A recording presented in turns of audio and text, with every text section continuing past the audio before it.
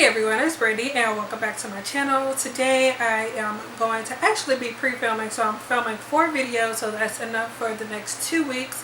So get used to this look, because yeah, that's just how I pre-film. I don't know what's going on with my voice. It was fine earlier and it seems like every time I'm about to start filming, my voice wants to start acting crazy. So hopefully the longer I talk, the more I talk, the better it'll get. Hopefully, fingers crossed on that. But yeah, let's just get into it. So in April, I finished 11 books. I don't have all of them. These are the physical books that I actually read, and the rest, obviously, I read ebook copies of those. So I'm not gonna take too long to do an intro or anything. Let's just get into it. I'm gonna go in the order of my lowest rating to the highest rating. So the lowest rated book that I read in April was Between the Blade and the Heart by Amanda Hocking. I gave this book a 2 out of 5 stars. This book follows this girl named Malin, and I believe she is 19. So while this is categorized as a YA fantasy, urban fantasy, I would say that is more so a new adult. It feels like a YA fantasy at times, but some of the way that it is set up is more new adult because the main character is more independent. But this book follows a girl named Malin. Like I said, she's about 19 and she's actually a Valkyrie. And as a Valkyrie, it is basically her job to kill immortals. And they don't technically call it killing them. It's called returning. So it's like returning them to the underworld since they technically can't die. Her job is to get rid of them on the physical plane, on the current human world, universe, however you want to explain it. That's kind of confusing, sorry. So yeah, so they receive orders from a higher up and it kind of trickles down to them, and it's like they don't have any choice in the matter. But then she ends up finding out that her mother didn't kill someone that she was supposed to, and I don't know if that's really a spoiler, sorry if it is, but because of her mother's inaction, basically it causes a downward spiral because of that one person, and it just, things go downhill from there, and she basically gets caught up in a lot of things that she wouldn't have if her mother had just killed this person. In the story, she's kind of going on this journey to right her mother's wrong and kind of bring the world back to where it's supposed to be, kind of just basically fix all the mistakes that her mother made.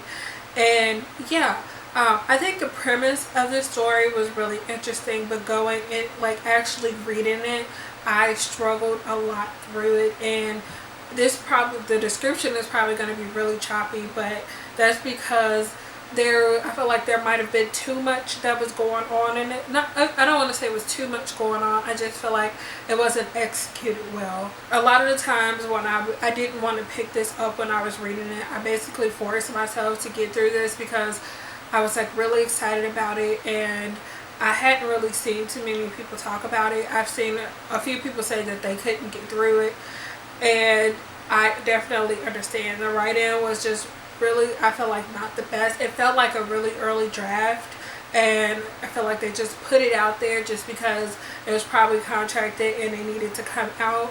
So yeah, I just felt like this could have been a lot better, and I was really excited about this, and I was planning on picking this one up and then getting the next book because it came out within the month that I believe it came out last month or maybe at the end of March. So I had planned on just reading both of them together or back to back, but then after this I was just like, I really don't want to spend my money on the sequel because if it's anything like this, then I'm not really going to enjoy it that much. So I actually went and saw that they did still have e-arcs for the second book or the conclusion in this duology, so I requested that and I was approved for it. So I'm going to read it through there because I do want to see how the story ends because it left off on a pretty big cliffhanger. So I got that because I'm curious. I do plan on reading that, and that will decide if I will actually buy a physical copy of the sequel or if I would just unhaul this, even though I really enjoy this cover. But yeah, this just was a miss for me. It had some interesting parts, but overall it wasn't written, like the writer wasn't good for me. So moving on up, I'm now going to talk about my 3-star books. The first one of those was I Dare You by Elsa Madden Mills. This is a new adult contemporary romance novel. So this book starts off with the two main characters actually meeting their freshman year of college at a bonfire party. He is a football player and she is just kind of this nerdy girl, and she is there with a friend or two. I can't really remember all the details, which is kind of sad because it wasn't that long ago. I think that's because I read another new adult contemporary and I enjoyed it a lot more, so that's kind of crowding my headspace when it comes to this book.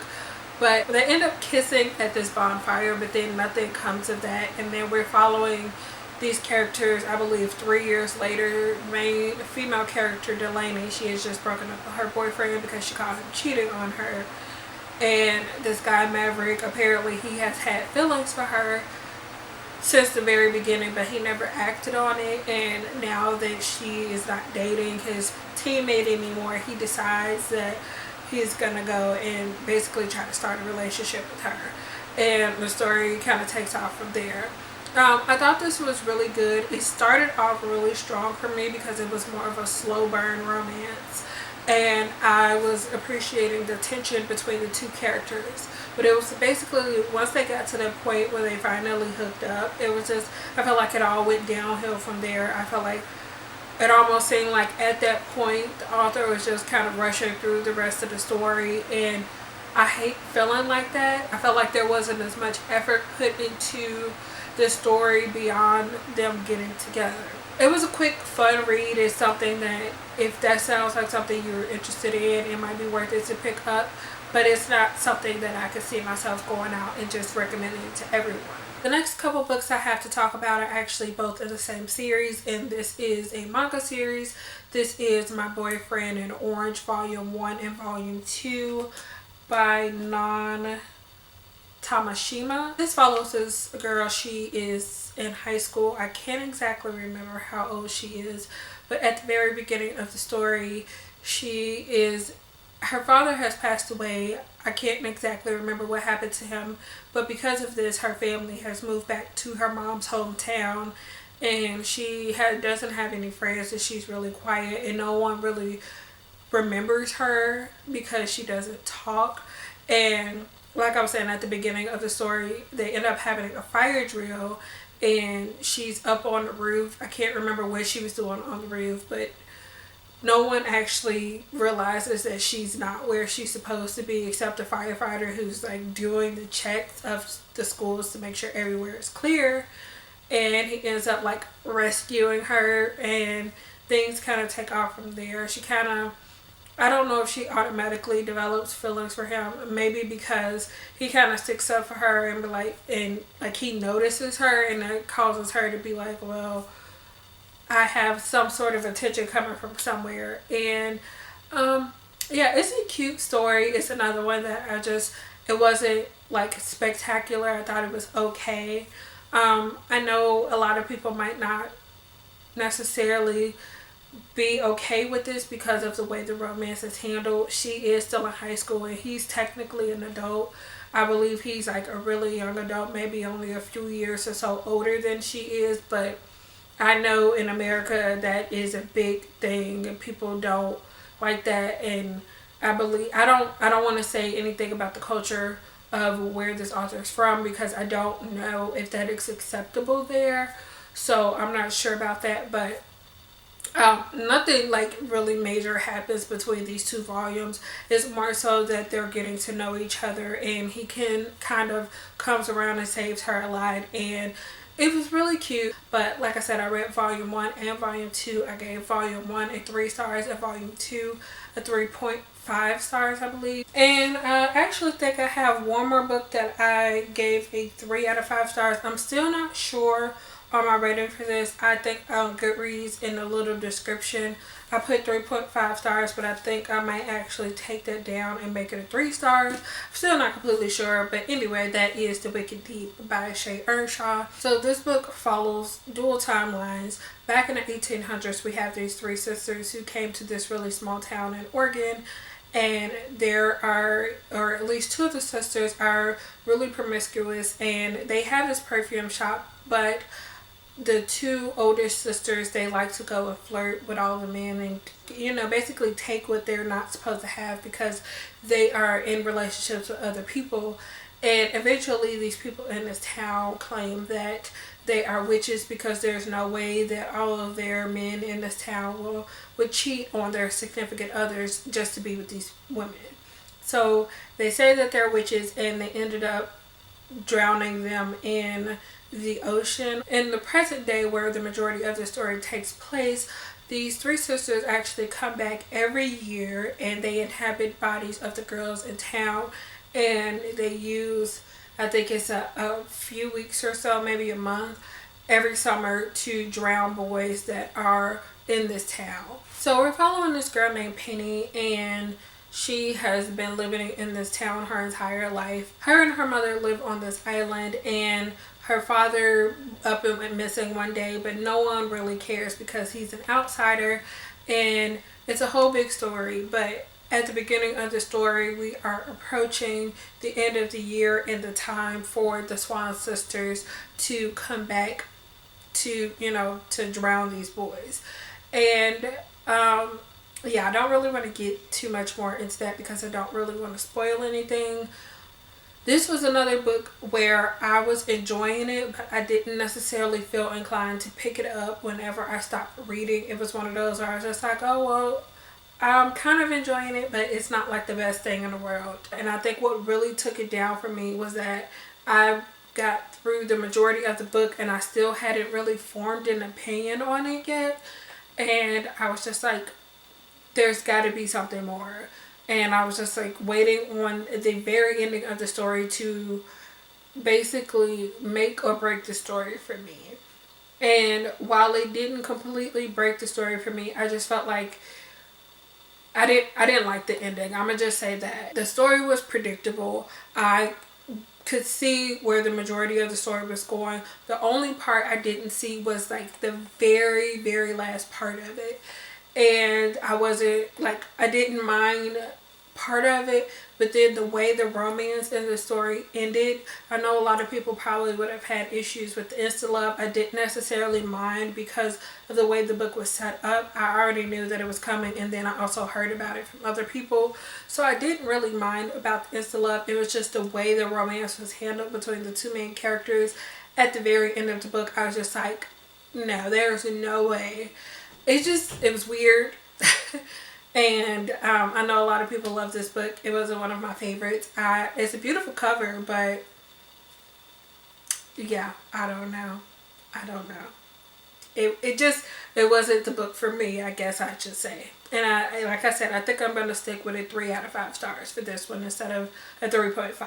The other book that I gave a 3.5 out of 5 stars was Royals by Rachel Hawkins.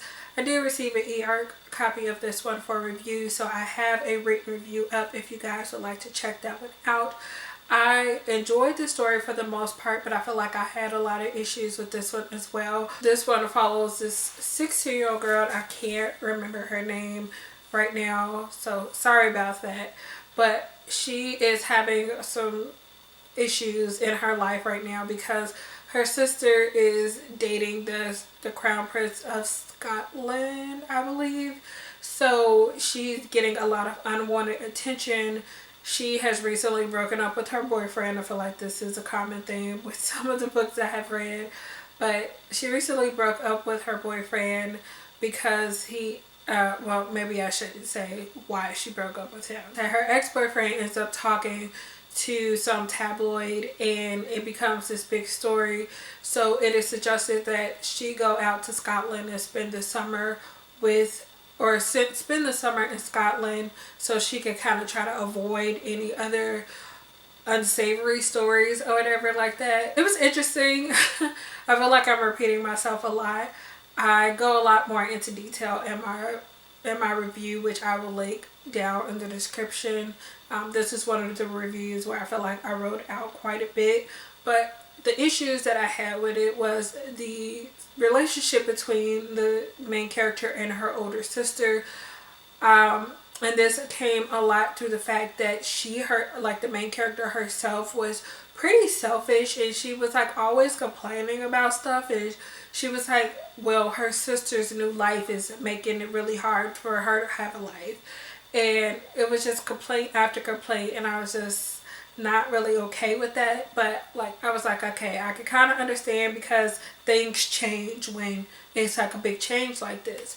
But then it was just like her sister, like, I get sisters argue, but I feel like once they have gotten to that point, most of the time sisters will like talk at some point, and they will get closer with each other.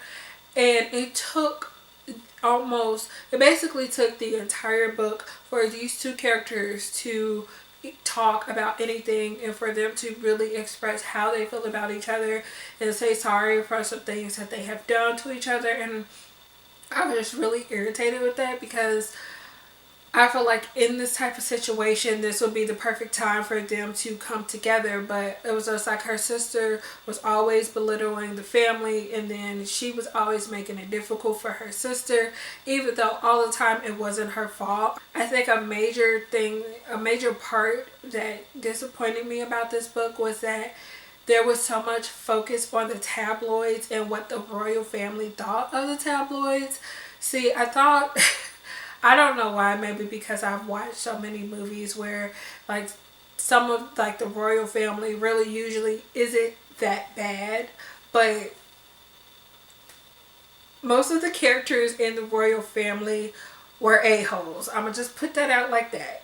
I was so annoyed, and everybody put so much into these tabloid stories, and they cared about what was in them, and I was just like, why are you faulting this one 16-year-old girl for things she can't control? I'm like, no one knows what's going on. Everybody made judgments on a story that said she was going after the younger prince, which was her sister's fiance's younger brother. And it was just a lot going on, and I was just really irritated with that, and I just wanted to go and slap the majority of the characters in that book. I'm gonna just say that. But for the most part, it was enjoyable, and like I said, I gave this one a 3.5 out of 5 stars. So next I'm going to move on to my 4-star books, and I believe I have 4 of those. First, I'm going to talk about the ones that I don't physically own. So the first one of those is Parasite Volume 1 by Hitoshi Owaki, I believe. This one takes place in Japan, and one day all of these little things come from space or come to Earth. Don't really know where they came from, but they end up being parasites that kind of go into the human body and takes over the body. And then once they mature and these things get hungry, they go and start feeding off other humans. And yeah, that's basically the general premise. I don't really know how much simpler to put that, but we're following our main character, and he ends up like, the things go into the ear to get to the brain and kind of like take over the brain. And we witnessed this happen with someone in there, but the main character that we're following, he has headphones on, so the thing is still trying to get into him, and he ends up trapping it in his arm because he wakes up after like something happens, and he ends up waking up, and he ends up trapping it in his arm before it can like move up his body to his brain. And the parasite ends up maturing in his hand, so the thing that's usually on the head and controlling the entire body of these other people is in his hand. And it's kind of weird because it's like this alien form on his hand, but when it doesn't, like when it's tired, it'll go into this like inactive mode where he could use his hand normally. But there is a lot that goes on in this, and not really sure what the like why things are happening. This is just something I feel like you have to pick up and decide if you want to read for yourself, because like sitting here trying to talk about it, I can't really get into it. I enjoyed it quite a bit. And then the next book that I read was Needing Him by Kennedy Fox. This is the second book in the Bishop Brothers series, I believe, and it's one of those companion series. This is a contemporary romance novel. This one follows two doctors. We follow the main female character. She has actually moved to this small town in Texas, and I believe she came from Houston. And her father is this really well known infertility doctor. And her siblings have also, or I think one of her siblings is also a doctor within the same field, and or is like an OBGYN. And then I think another of her siblings is actually in medical school at the moment or something like that. And she has recently broken up with her fiance. She caught him cheating once again. This has happened quite a bit. But she caught him, they worked at the same hospital, and she went to go visit him during the shift, and she caught him cheating with the patient or maybe another nurse or something like that. So she ended up breaking up with him, and she ended up leaving and going to a small town where she hoped no one knew her for her father's name, and she just wants to go make a name for herself. And then we're following Evan Bishop. I can't remember the girl's name right now. He is from the small town. His family owns and runs a farm, or I'm not sure if it's just a farm, but that's, you know, part of what they make their living out of. And he is the odd one out that decided that type of life wasn't for him. He still helps out his family, but mainly, obviously, he works at the hospital as an ER/trauma doctor, I believe, or maybe just ER doctor. The two of them meet because she has a friend who is from this town, and she ends up going to this wedding, and she ends up sleeping with this guy, not knowing who he is. She gives him a fake name because she thinks she'll never see him again. After she sleeps with him, she wakes up the next day, and she doesn't remember his name, and she's trying to describe him to her friend, and she like gives her friend a wrong name, and she thinks he's married, so she takes his clothes with her. And yeah, the story, it basically takes off from there. He's really mad about that, so imagine his surprise when she shows up at work and she's actually the new doctor who's going to be working with him.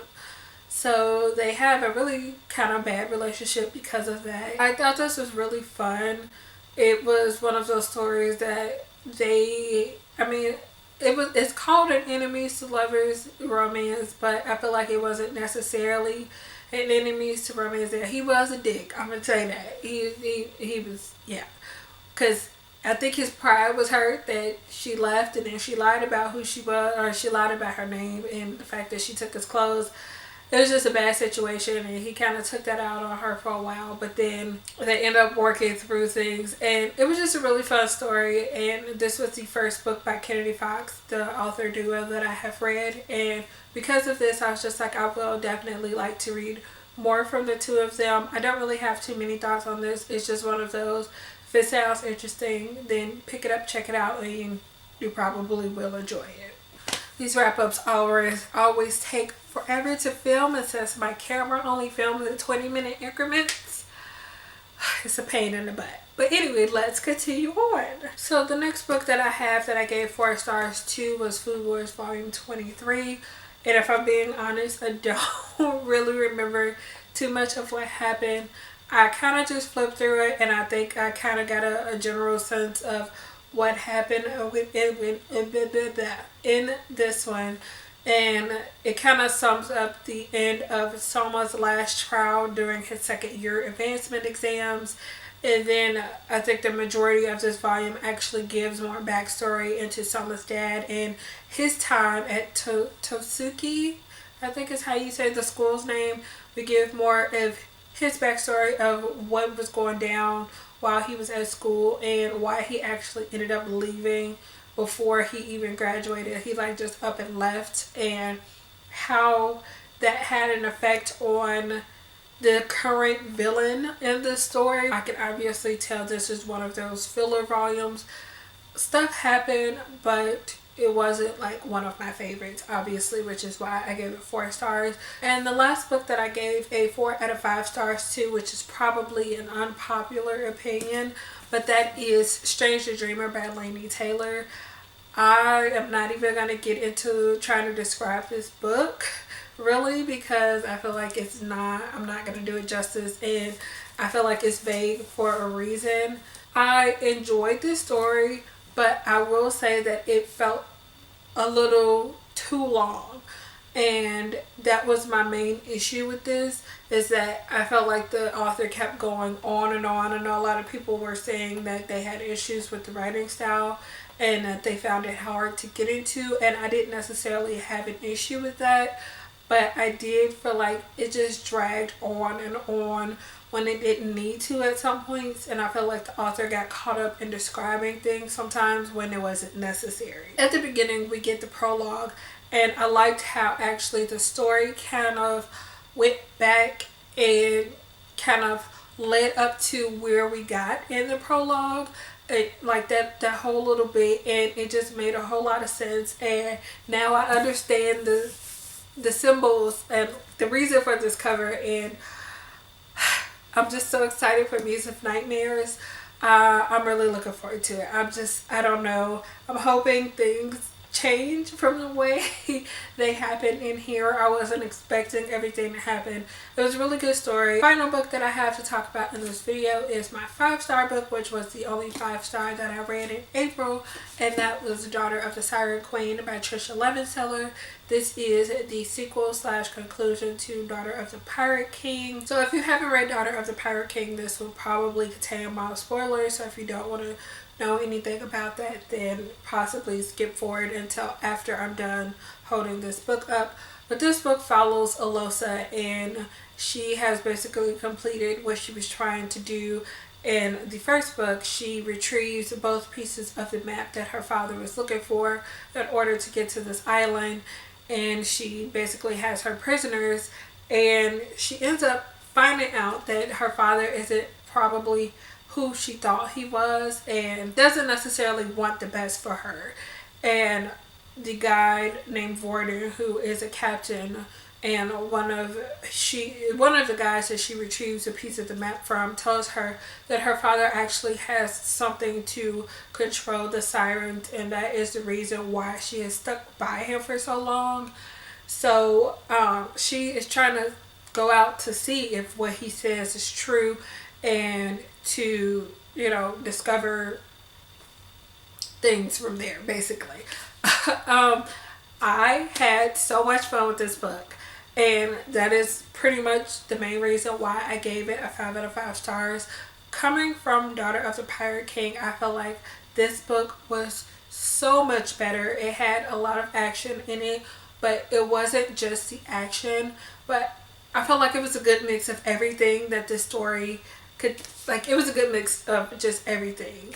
We had the main character trying to find herself after being thrown, like she's being told all these things, and she's been questioning if her father is truly who she thinks he is, or who she thought he was her entire life, and she's trying to find herself within that. I just love this book so much, and I could say this is probably one of my new favorite series. Definitely my favorite current pirate series. I don't think I've read any other books about pirates. Anyway, I don't really want to get into this because I don't want to spoil anything, but just know I love this so much. Gave this one a 5 out of 5 stars. So these are all the physical books that I read in April, plus the other 5 that I had e-copies for. So yeah, if you've read any of these books, let me know what you thought about them in the comments. Thank you guys so much for watching, and I will see you again in the next one. Bye.